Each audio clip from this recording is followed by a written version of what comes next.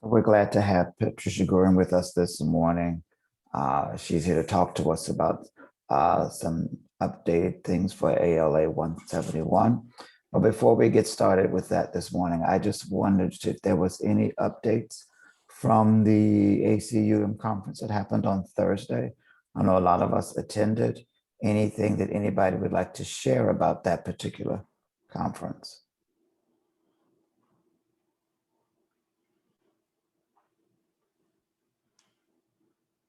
It was nice to talk and see other people on campus that you kind of normally see at things.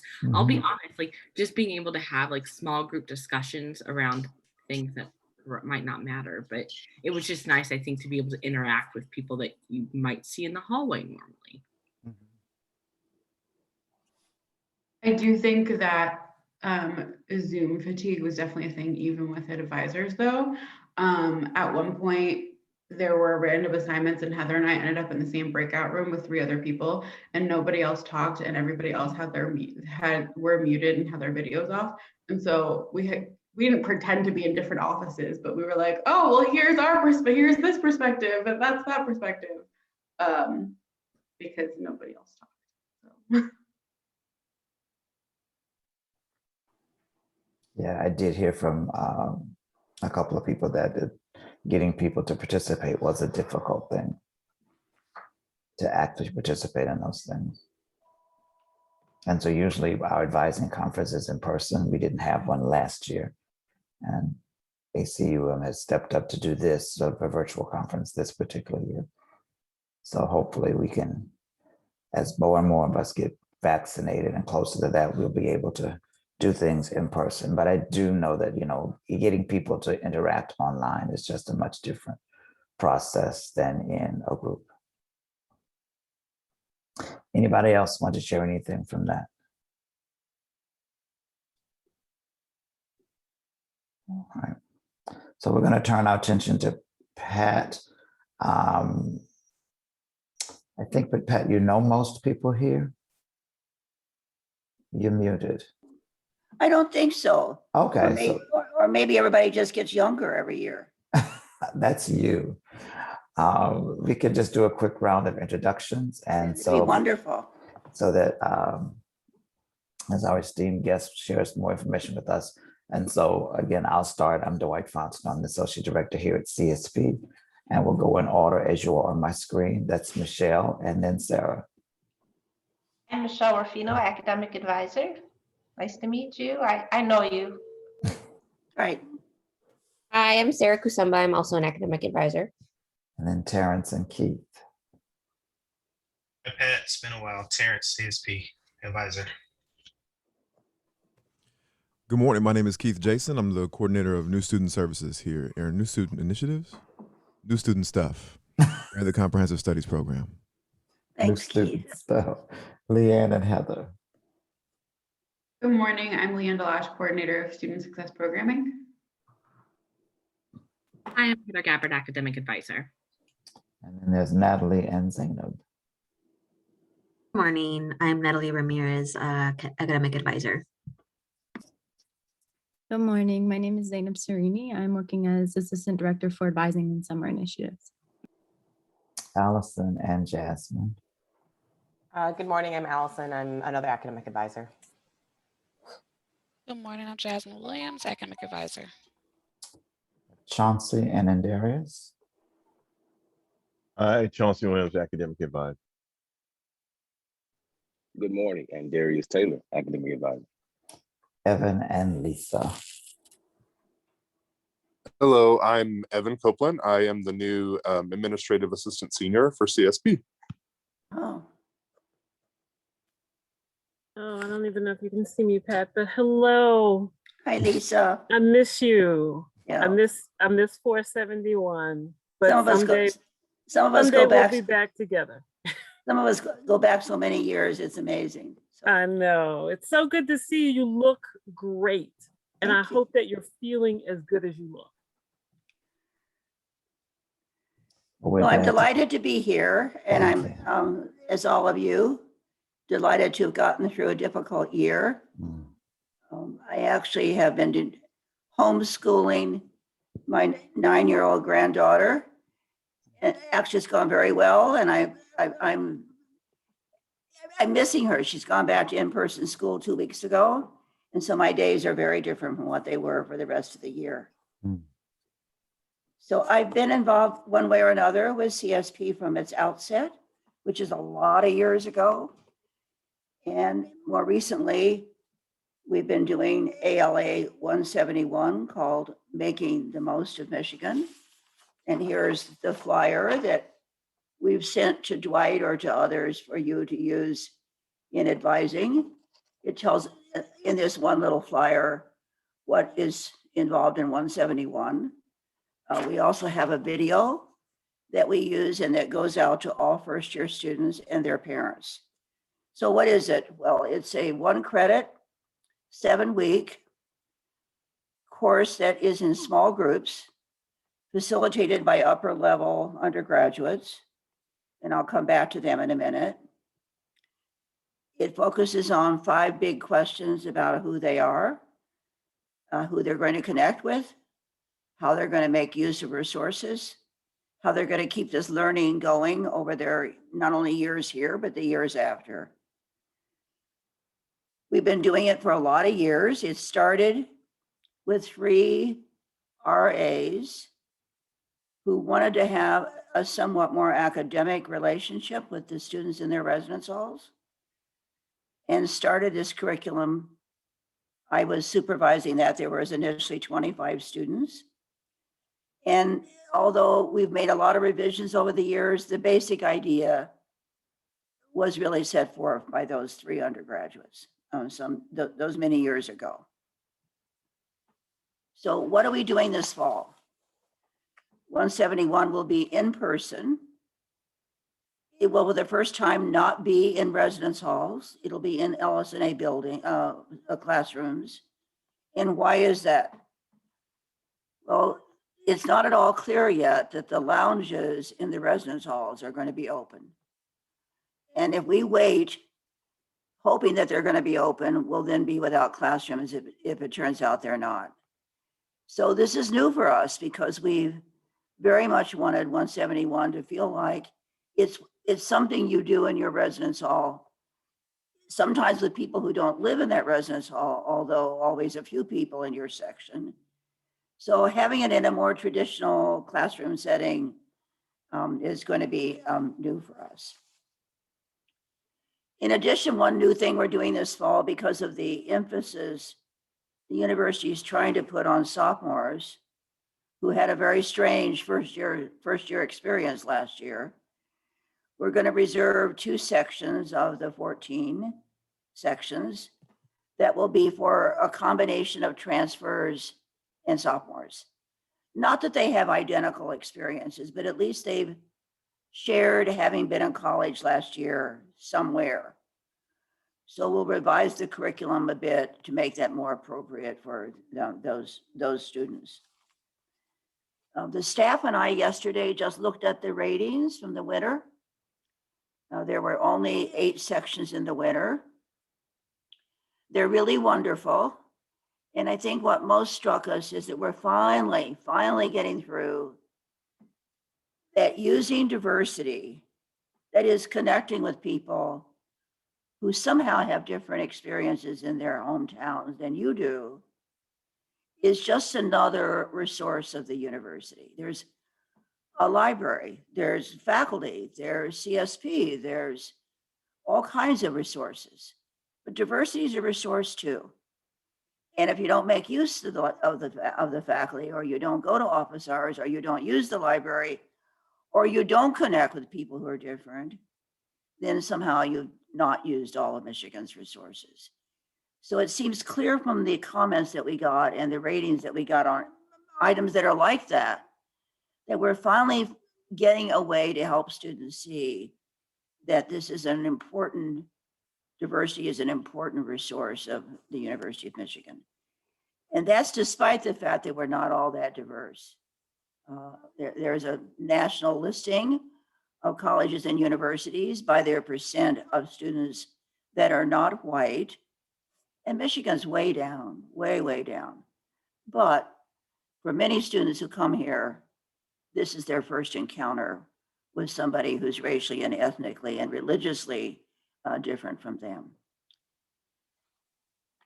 We were really pleased with the ratings because we weren't sure how it was going to go electronically. We did both fall and winter electronically. The fall ratings were great too, but we're certainly happy to go back to in-person classroom. So just a word about the facilitators. The facilitators are fabulous. There were 16 of them in 8 sections. We sent you a flyer that's about facilitators as well, because we'd love to have CSPs help with more advanced students to apply to be a facilitator of 171. And what do? They come to a class that is 471 every Tuesday from 3 to 5. And essentially what we're doing there is principles of facilitation in general, with 6 skills that we emphasize and that I think the facilitators use everywhere, like learning to listen, like asking questions that go somewhere instead of just cut down on conversation, like helping students learn how to ask each other questions, paying attention to logistics that are important, like the setup of the room and being there on time, etc. And maybe one of the most important ones that students have not done before is look at the dynamics in the classroom. Who talks, who doesn't, who sits with whom, who comes in with whom, how to make that a community that's inclusive in that classroom. So we do a lot of that work on Tuesdays, and then we practice. What are they going to do with their own sections of 171? And so they are actually delivering 171 with first-year students, and this year with sophomores and transfers. This is the time of year when we write references. And because I get to know these 471 students really well, because there are very few of them, this is a big time of writing references for students who've been involved with 171 over these past years. So that's where we are for the fall. We're looking forward to getting back into in-person. I think the electronic version of 171 did go well, but the comments also make it clear that they found 2 hours online pretty hard, and that they and that they missed just getting to know people in a deeper way. So it's going to be much better for everybody that will be back with students in person. So that's really all I wanted to say formally, and I'd love to answer questions. We're hoping that you advisors will help us with enrollment in 171. We used to have, as part of Bridge Plus, 2 sections of Bridge Plus students, but that's not happening anymore, but we're still very eager to have Bridge students and other CSP students in 171. And we're very eager for you to help us with recruiting facilitators. So let me stop and see if you have any questions or comments. Pat, does a student have to have taken 171 to facilitate? I'm sorry, Dwight. Does a student have to have taken 171 to be No. facilitated? In fact, most of the facilitators have not taken 171. Okay. You know, we have like 150 students usually in the fall, probably 50 in the winter. So it's a couple hundred first-year students normally per year. And so the likelihood that we're going to have facilitators come out of that group of 200 is not very high. So they don't have to have had exposure before. They get 3 credits. 471 is graded. If they do a job, which they all do, they're going to be graded very highly, because it's demanding a lot from them of being an actual facilitator of content. 171 is credit, no credit, 1 credit. So these undergraduates are not actually grading each other.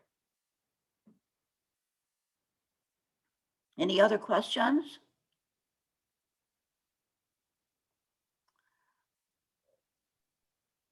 So we have linked all those flyers here in the agenda for you to have. I think you have everything, including both of the flyers, and I believe Martha sent the video to you also. But the video goes out to first-year students, so. Okay, yeah, I didn't get the video, but We'll send it, Dwight, just because it's not that you all need to look at it, but right.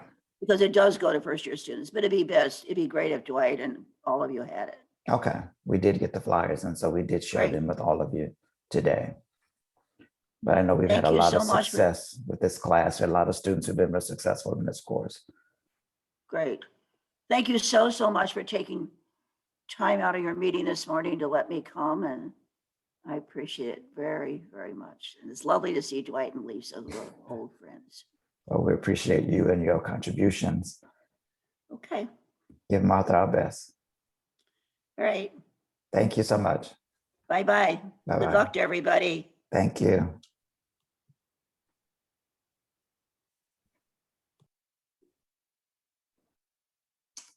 Thank you. We did have our Bridge Scholars Plus students do 171 in the fall term.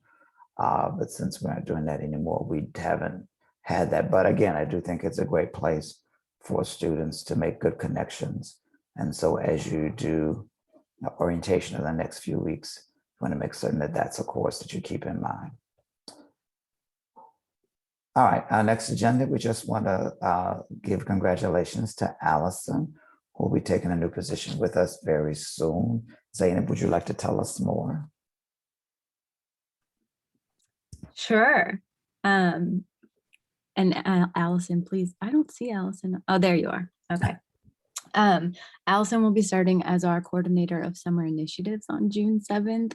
We are all very, very, very excited. I shared an announcement maybe last week or the week before that outlined kind of the interview process, all that we made Allison go through, and other candidates, just to give people, again, an idea of the process and what we, how we interviewed candidates, who was helping with the interviews, and numbers. So I know Summer Initiatives team is very, very excited and congratulates Allison, and we can't wait to get started.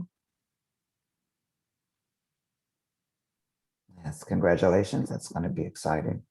We're expecting great things there. All the hands. Oh, great, congrats.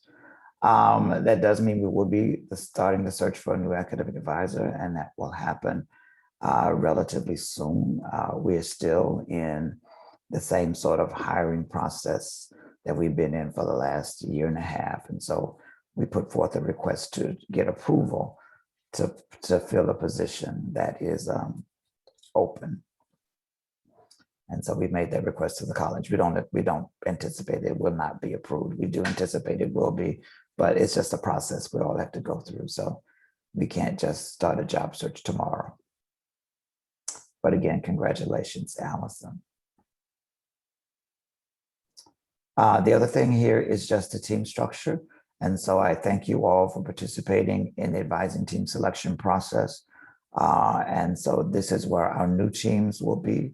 There's not a lot of movement in our teams, but again, we want to make certain that everybody has that particular opportunity to make that decision. So every 2 years, we'll go through a process again, just to seeing if you want to change your work arrangements or to learn new things in a different area of CSP. And so we give that particular opportunity. But here we have the structure for our upcoming teams, and we're looking forward to getting all this new work done. The team leads will be doing some transition meetings with new people over the summer. So there'll be a meeting in June, I think, and one in July, and maybe one in August. We haven't set those dates yet, but you'll be informed of those things so that our teams will get started on our new journey at the beginning of the fall term, August 30th. And so again, I thank you for your participation. Are there any questions about this process?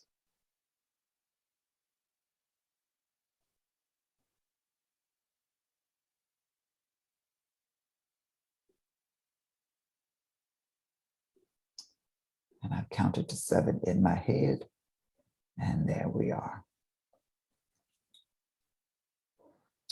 All right, let's move now to college updates. This was announced in Ann Krazan's message to the community last week, but I wanted you to have another time just to look at it. So the college faculty did change its rules. College faculty have not changed its rules since the 1980s. So it took a pandemic to cause us to change our rules.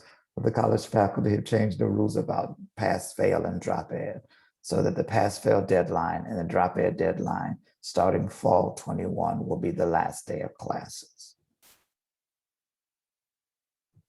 I don't know if the policies and procedures have been updated to reflect this, but it just happened last week, so I wouldn't assume it would be. But I want to make sure that you are aware of that. The COVID grading is going away. So COVID grading ends at the end of summer. And so people will go back to having real grades. I shouldn't say real grades, but okay, real grades. But they will have the grade, they won't have the opportunity to convert their grade to something else after the fact, after summer 2021. Any questions or comments about that? All right, we'll get Will an they update. be able to do it online? Will they be able to do it online? Like the pass fail thing, like they can literally go in and change a class to pass fail to up to the last day? They would be able to change. My understanding is that the Wolverine access things will change so that that date that you can do that will be the last day of class. So they should be able to do it themselves online without an advisor participation. That's the thing that we aren't sure of yet. If it'll be a similar process like the late drop that requires you to do something. But for right now, they can just change it. It'll be an individual process. And then I'm assuming that the W would come on the transcript. Say So the again. no W on the official transcript was a COVID grading. That's a COVID grading thing, Okay. right? So W's do stay. Except for that, it doesn't have the first W for first year students in your first term. That goes away, but all other W's will stay. So all those other special things that happened during COVID will go away at the end of summer term, which will make it easier explaining people how to cover and uncover grades, because that was hard.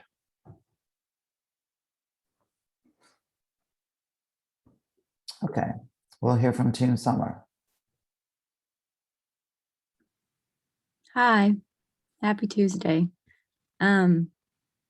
Okay, Team Summer updates. I lost my tab, so I'm gonna try to go on without it. Okay, we have a bridge schedule. So we made a sample schedule yesterday for you all to see a breakdown of the week where our scholars will be and have outlined some of the requirements that they'll have throughout the week. But I made a very bad timing mistake, so I need to fix it. And then I can send it to everybody today. So you'll have that. Our summer student coordinators are starting on Monday, May 24th, I believe it is, next week. So they'll start their training for about 3 weeks, and then our peer mentors will get here on June 14th. Michelle and I finished reviewing all of our campus connection proposals from our campus partners. So we are sending emails to all of them by Friday, either letting them know that their proposal is good to go and we can move on to scheduling, or clarifying the structure of campus connections and how they might need to just shift some things to meet our structure. We'll likely have around 30 workshops throughout the summer for students to choose from. And just a reminder that we're requiring students to go to 2 workshops. The math is going to change, but we didn't want to obviously have too many workshops and attendance would be low. So I think where we're at now, we can expect around 20 to 30 students in each workshop, which is good. And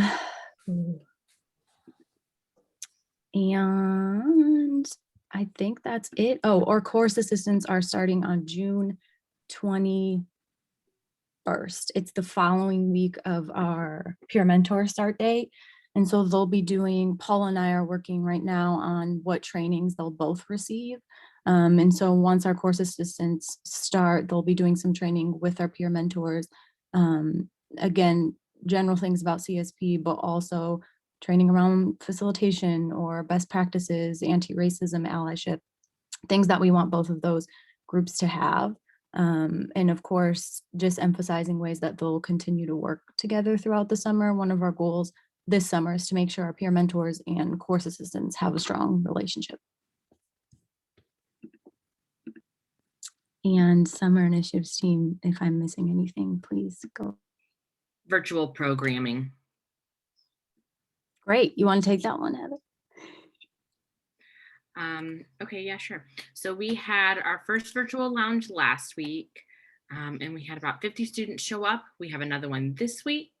And then we are also working on call out, which will happen in June, correct? And then meet and greets, is that the name we settled on? I don't know about meet and greets. Oh, I'm unmuting instead of muting. Okay. Yes, so call outs, and Darius is working on organizing call outs. We have a lot of peer mentors who are available to conduct the calls, which is great. And those are happening next Tuesday, Wednesday, Thursday, Friday from 6 to 8 p.m. If the virtual calendar says something different, go with what the virtual calendar says, because that is more accurate. And then on June 9th and June 10th, some of you are familiar with what used to be a pre-bridge dinner that happened in the Detroit office. And last year, we obviously had a virtual version of that where, silver lining of COVID, more students who weren't just local could tune in. So we're going to conduct 2 of those. It is not going to obviously be dinner, but we want our programming focus into June to shift more to celebratory. So we want to kind of celebrate, welcome students, and then give them an opportunity to meet with different campus partners, peer mentors, ourselves, just to get any last minute questions answered. And those will happen the week after that first round of orientation is done.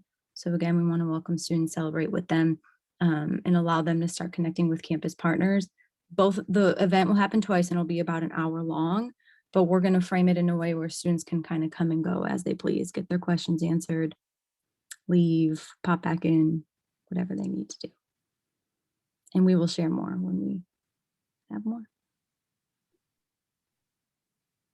Thank you. Thank you very much. It was the first time we were able to have sort of like an orientation session with our peer mentors and our student course assistants. So they actually got to meet each other and started doing some training together. And so that's going to be a really positive impact for us to make certain that all of our student employees know each other, have the same sort of training and background, and can work together. So we want to make certain that we can include that. Any other questions about our summer initiatives? Great, thank you so much. I think next on the list is student success. Morning, everyone.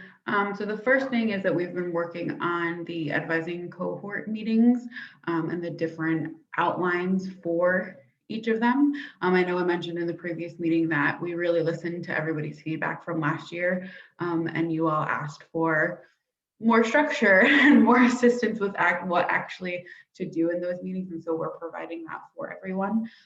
Today, we will send it to the summer team to look at, and then management team will look at it. And so we were hoping to get it to you all within the first week of June or right at the beginning of the second week of June. But like I said, it's going to be a lot more structured and give everybody more ideas of what they could potentially do in those meetings. As a heads up, I know last year we had a lot of students watch specific videos and modules before the meetings. That will no longer be a requirement this year. And so everything that is taking place during the meetings and what students will have to submit to Canvas and things like that will be happening during the meetings. And peer mentors will also be a big piece of that too, as far as taking attendance and looking at the Canvas site. we will have a Canvas site that has a lot of material that will be used or that's covered in the advising cohort meetings. And then each advisor individually can go ahead and upload more information if they want to. So we are working on that, and everything is going really great with that, at least I think. Thanks, team. And then just wanted to give everybody a heads up on the mentorship timeline a little bit. The mentorship mentee application is on the Canvas site through orientation. We already have 20 students who have applied to be mentees, which is awesome. Excuse me. And so the student coordinator positions for mentorship will be posted at the end of June, and then mentor positions will be posted in mid-July. So still a little early, but just to give you a heads up. I think that's it, but team, if I missed anything, please jump in.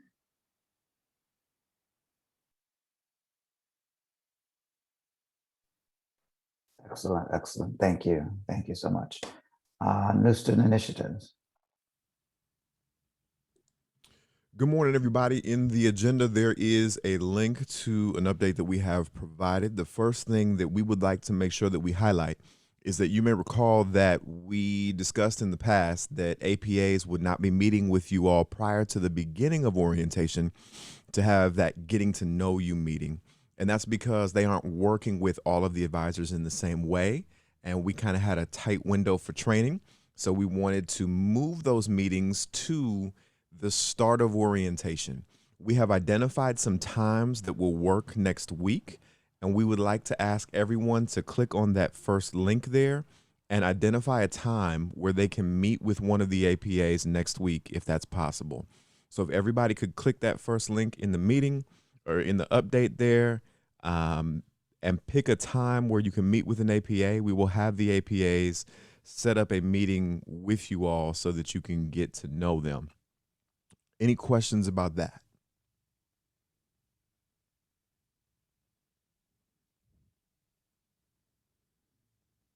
All right, I see everybody flocking to that link to go ahead and set up that time. So thank you for that. And pardon my sarcasm as I use that there. The next portion is it the here. spreadsheet, Keith? It is the. It's not. Should be called APA Advisor Meeting Sign Up. And I think I gave everybody access, so I can double check. Yep, And it so should it's- just have like dates and times listed with an empty space for I advisors. to see sign up. it now. Great.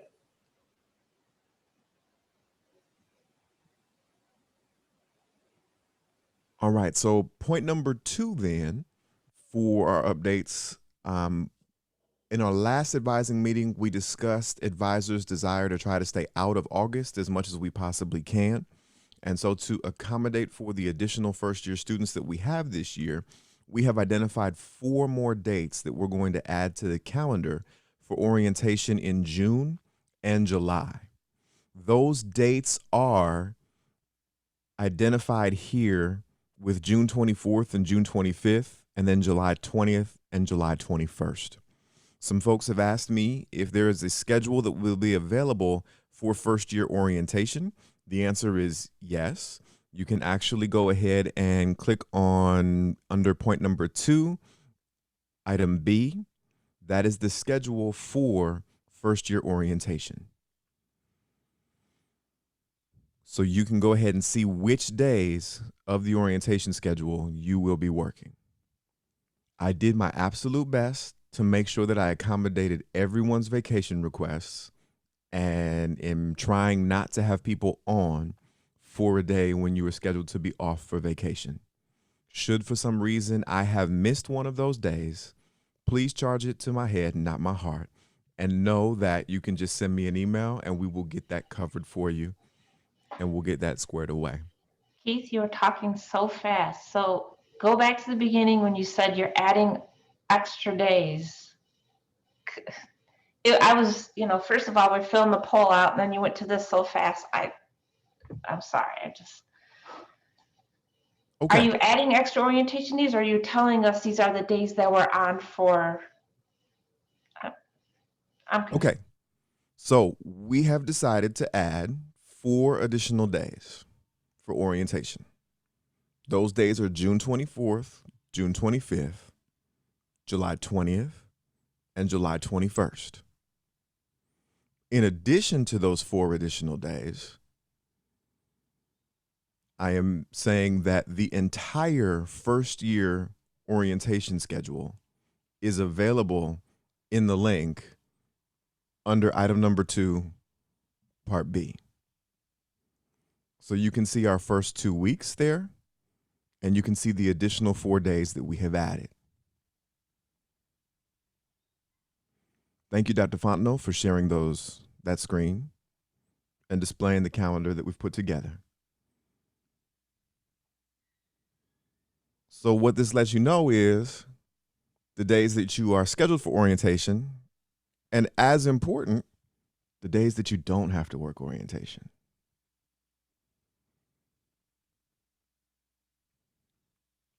Thank you, Keith. You're welcome. Any other questions about that? I have a question. Sure. I was just looking at my calendar. I have orientation scheduled for June 21st, 22nd, 23rd. Is that not a thing anymore? I think it was in the calendar memo. June 21st, 22nd, and 23rd. So the 21st is a transfer date. Okay. So this the is 22nd, this is just first year fall entering. Got it. The 22nd and 23rd are bridge dates. Okay. Keep those on there then. Okay. Cool. Yes, keep those on there. Okay. Thank you.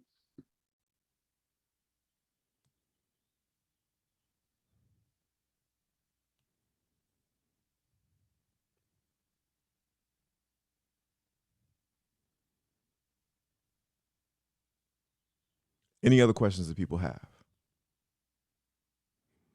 All right. The third point here is the updated advising invitation message. We had a couple of students yesterday who, despite the invitation from APA's reading that the morning session was mandatory, interpreted the morning session as not being mandatory.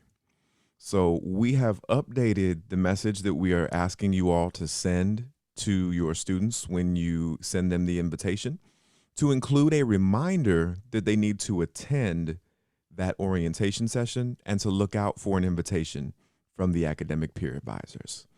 That updated invitation can be viewed at point number 3. There's a link right there where you can see that when you're sent, and use that when you're sending out invitations to all of your students that you'll be meeting with for orientation.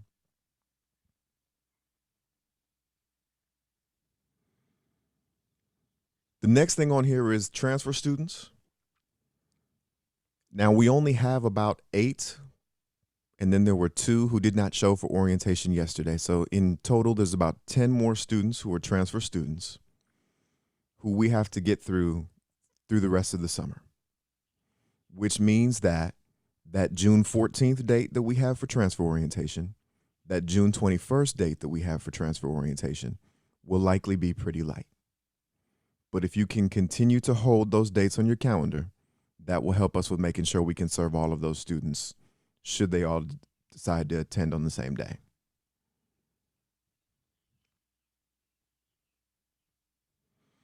We do have to hold open dates. This is point number 5 here. We do have to hold open dates for final fall sessions. These final fall sessions serve as, for lack of a better term, a catch-all for any students who were unable to attend orientation or perhaps were admitted later in the process somehow, so that we can get them through their orientation and signed up for fall classes. Those dates are the August 19th and August 20th. So the 19th is transfers, the 20th is first year students. With the way we've set things up, our numbers should be very small, very limited on those dates.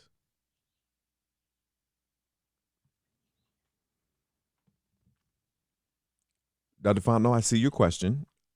In terms of the student groups, I was able to add those to the ones who did not have them. However, I'll be following up and asking if we can get a check-in done once those memos are sent out, so that we can ensure that all of those students have that by their advising time. So we are working on making sure that is resolved. The last component here is the student information sheets, or what we would have called the purple sheet or the gold sheet or whatever color it was in the past. Those exist in Canvas now, and students fill them out through their Canvas course. You can see the responses to those that are recorded using the link in item I here under points number 6. So those responses are available there, with the emphasis that we're placing on shaping conversations around student goals. It's good for every advisor to take a look at the student responses to those prior to their conversation with their student, because this will give you some sort of an idea as to the 3 goals that they identified for their first semester and the 3 goals that they identified for their first year. There's a lot of insight that you can gain from looking at those responses, and some insight that you can gain into how you might have to shape the conversation with the student. Because some of the goals that you'll see from students, I'm not going to call them lofty, but there may be some expectation shaping that we can help with the goals.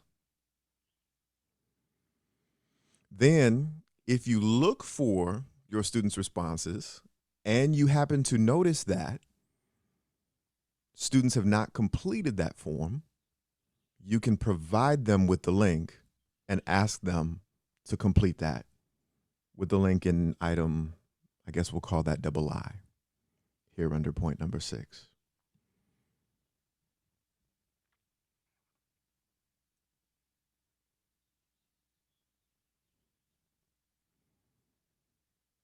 And if I were to ask for a do-over in this portion of the meeting today, I would start by saying, hey, how'd orientation go yesterday? I see one thumbs up. I see another one that's kind of like, yeah, it went. I see a half smile and a head shaking yes.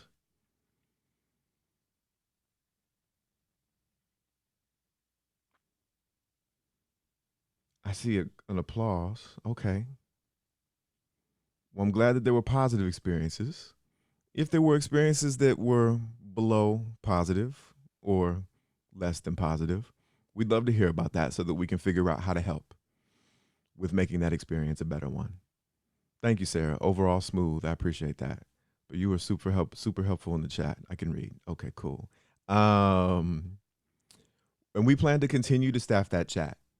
So feel free to send any questions that you might have to that chat so that we can get those responses to you all taken care of. What I will say is I have gone through the rest of this week and identified all of the students who did not have the CSP group. So all students for the rest of the week should have the CSP group because I went through and added them. I'm human. I might have missed one. If there was one that I missed, please let me know and I'll be happy to add it, but I do believe I caught everyone. Anybody have issues with section 5 of CSP 101? That's like the one that doesn't have a time assigned. So like my student couldn't register for that one, but then we registered for the Thursday 11 and noon and they were able to. So that's a point that we might want to discuss as a group. My understanding from talking with Liz is that because times were not assigned to those classes, that there's holds and students were unable to register for those. Section number 3 and section number 5, students were unable to register for yesterday, and we had to request overrides for students to get into those sections of the classes. So if we can do some further exploration into how that's going to work moving forward, that will be helpful for us. But for the time being, students can get into 1 and 2. And I forget what the other one was. Lisa, you're saying students had challenges with 2 as well? I had to G-chat Liz to get my student in the section 2. So there are some Section, issues. Section 1, there was no problem. Okay. Section 2, yeah. And was that because the student did not have the student group, or was that because it was just section 2?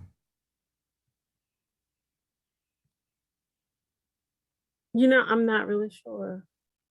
Okay. I thought he had CSP on his one, and I wondered because he had a lot of credit if that was what it was.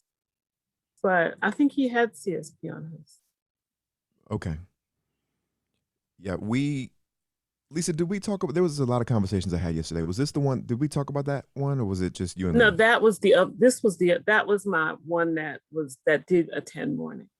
Okay. The other one was the one who skipped out. Okay. Because I But remember we he spoke he yesterday. was fine too. Okay. All right. Well, we'll have some further conversation and figure out what's going on there. Sarah, I do see your question. My understanding is that the times just have not been set for those additional sections that you're referring to.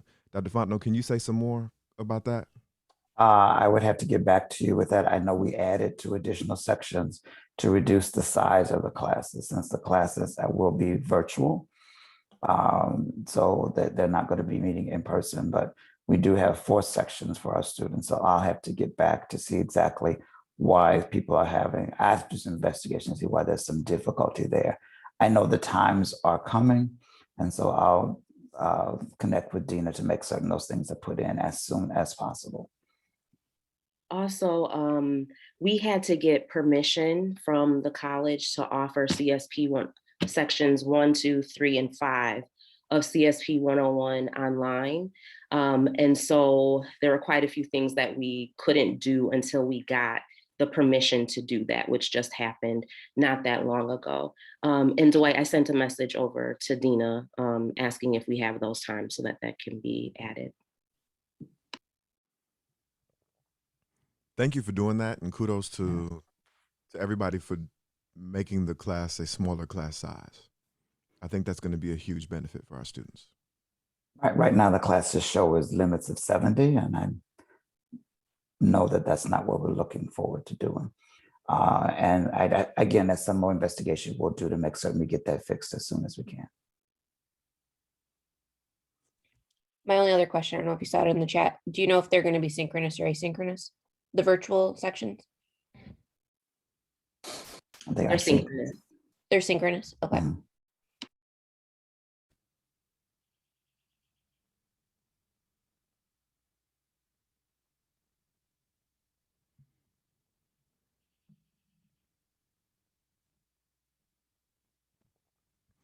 All right, I believe that's everything. Hold on, Keith. Maybe you might have went over this, but when you were going beginning with the dates, but the tentative dates like July 12, 1926 and August 3rd, 4th, and 6th, we can let go of those dates? Those were the ones that were originally highlighted in yellow, if I'm not mistaken. Can you repeat those dates for me? July 12, 1926 for fall transfer, and then August 3rd, 4th, and 6th for our first year. Yes, those can be released. Okay. So just so that we're clear, on the original calendar, there were some dates that were highlighted in yellow that we had as tentative dates. We have since removed those from the calendar. Natalie, thank you for bringing that up. And those can be removed from your calendar as well. So the updated calendar is now in our shared drive, and I can post the link for that for everybody here.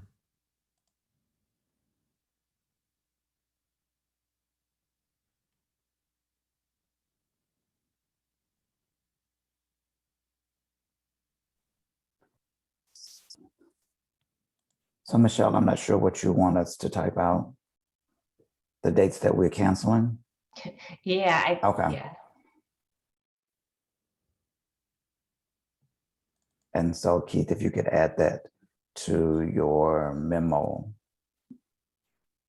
where you have the extra dates, that would be great. Sure, we can put that in there. Yeah, that'll be helpful. Sarah's also asking about Writing 350, and no, that was something that happened yesterday. And a lot of us may not have seen Writing 350, but Writing 350 is a course that Sweetland has designed for upper level transfer students to give them some support as they do an upper level writing class. They're writing at the community college or the school was not, had some questions about how much writing they had done. And so 350 is a 1 credit course that goes along with another class. So the student has to take a writing course, usually an upper level writing course, and they would take 350 as well. So 350 is a, it's a individual class where you meet with a writing assistant to go over your writing, to make certain your writing skills are up to par. So it's only for transfer students or for upper level students who think they need help in writing. But that's a new placement that Sweetland has put in for their writing placements.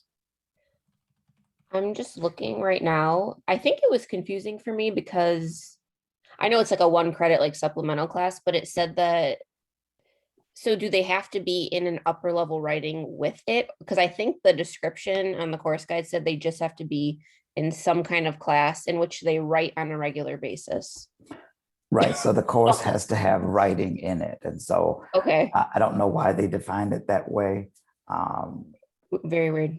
Yeah, so it's very, very vague. And so they don't want to limit it to upper level writing classes, but they want a class where you, student, will be doing writing. And so if they take that class, you want to take a look at the course they're taking along with it to make certain that there is like a research paper or something required for that class, if you can tell. Okay. It is vague. Okay. So we'd have to look at like a historical syllabi or something, maybe, I don't know. Or if the course description says that there be 2 papers or 3 papers, something like that, if you can see that in the course description. The easiest thing to do is just to connect an upper level writing course with this class, since they have to do upper level writing on campus. But they didn't want to limit it just to upper level writing courses. Okay. Thank you. And the chat that Keith has established, if there are some anomalies or odd things that you see, just put them there and we will get the research done to help you along the way.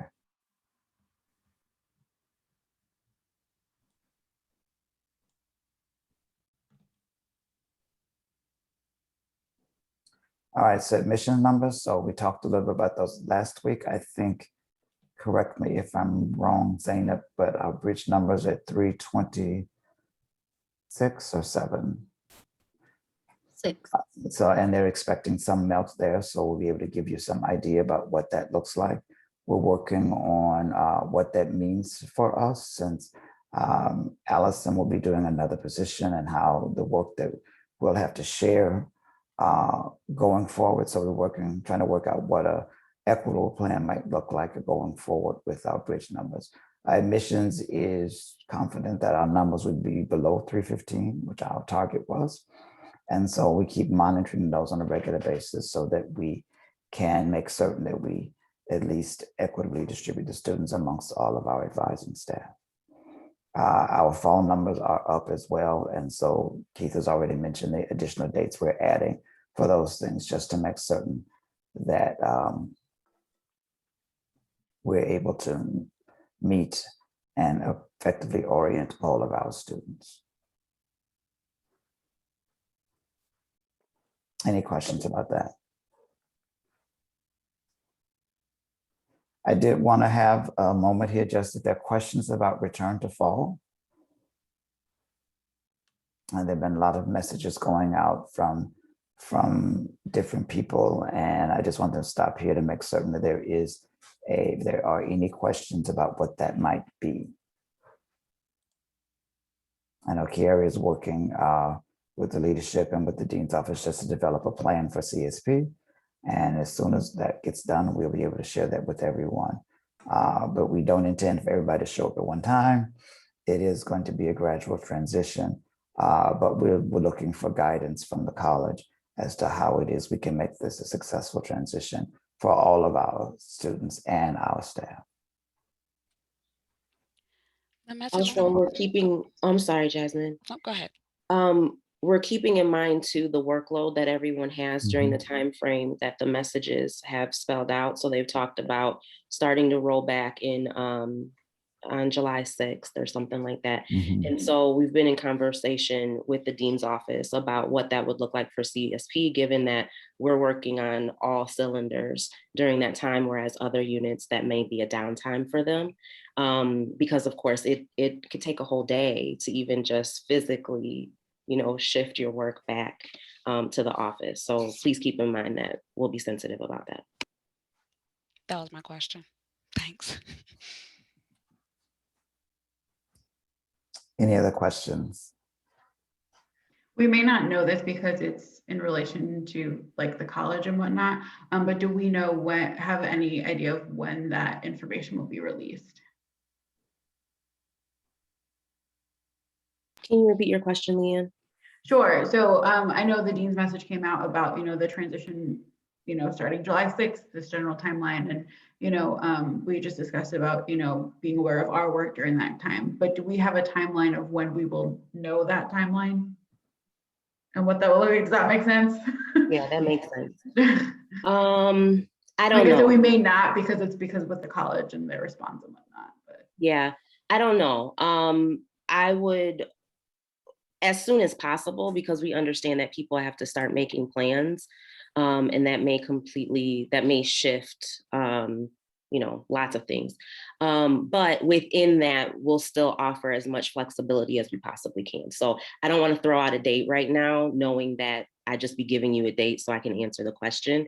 But we'll share that information, even if it's just the date for when we can have more as soon as possible.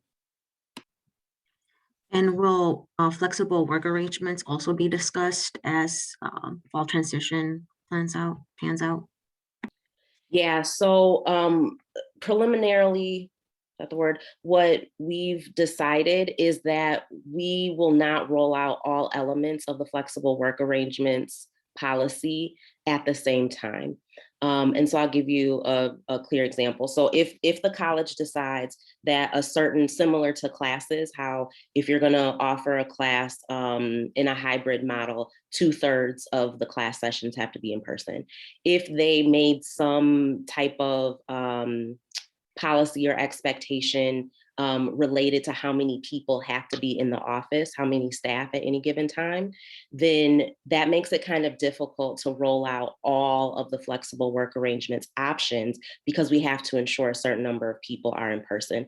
And so what we're going to do is focus on the returning to campus for fall.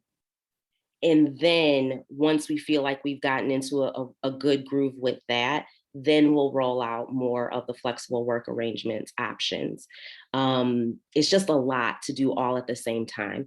Also, in the conversations that have been going on in the dean's office, it's really easy to blend those two things together. And flexible work arrangements is not a policy designed to help us get back to campus.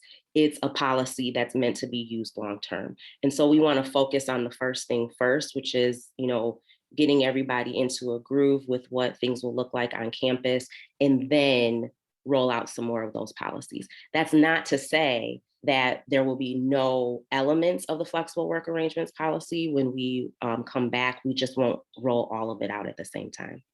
Does that make sense? I can give another example if that wasn't helpful enough.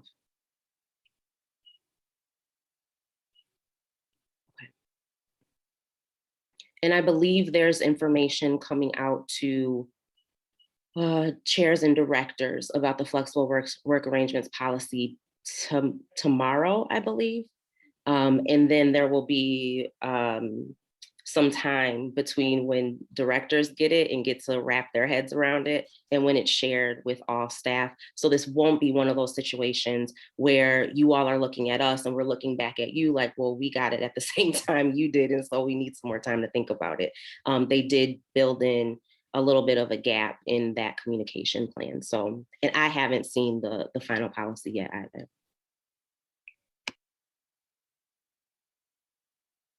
Thank you. So yeah, if there are questions about these things, feel free to ask your supervisor, ask me or Kara. We'll answer whatever we can. And again, as Leanne said, we're still in a whole lot of uncertainty. A lot of decisions have not been finalized. And so we're still going to do our best to make certain we protect our staff and our students as we go forward. Any other questions? I also wanted to bring to your attention that the performance management things should be happening now, although the college has given us a date of August 31st. I would like for you to think about getting those things done earlier so that we aren't doing bridge and performance management at the same time. That's just my recommendation. The college's deadline is the 31st, but I know many of you are working on those self-evaluations now. This is my way of reminding us that all those things are due and the absolute deadline is the 31st. My recommendation is that it gets done earlier, just so that you can focus on the work that we're doing this summer. We will have, and we should have, several opportunities as we go throughout the summer just to go back and look at the goals we want to make for next year. And so we'll work on making certain we have opportunities to talk with you one-on-one to establish good goals and to be able to revise those goals as we go forward. Any questions?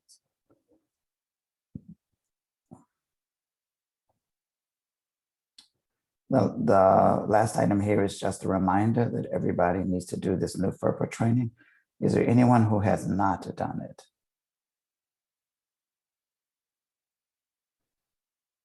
I recommend that we all get it done. I don't know the deadline here. It says the 27th of May. Yes, sir. Sorry, I was just raising my hand to out myself. Oh, okay. Takes less than a half an hour.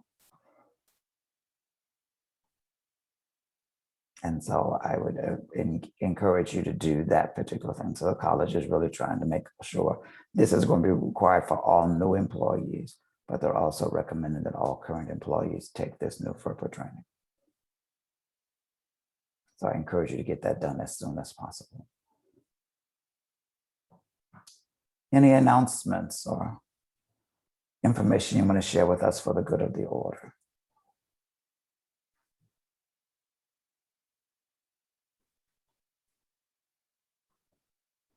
We do have one more scheduled advising meeting that is on June 1st for the summer. I know that's also an orientation day. But it will be our last scheduled meeting. As things come up throughout the summer, we will do some ad hoc meetings just so we can make certain we're all informed as things change. Oftentimes in the summer, there are a lot of changes in majors and minors and curriculum and different things, and it all gets rolled out at one time. And so we'll do our best to keep everybody abreast of those changes as we go forward.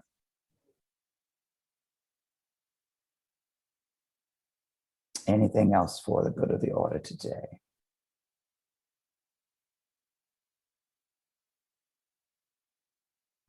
Thank you for Bridget for getting that communication out.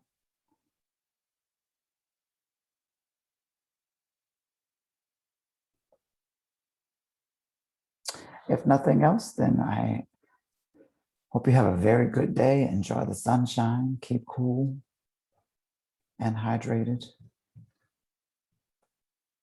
I enjoy hot weather, so I'm loving it. All right, you all enjoy your day. Thank you.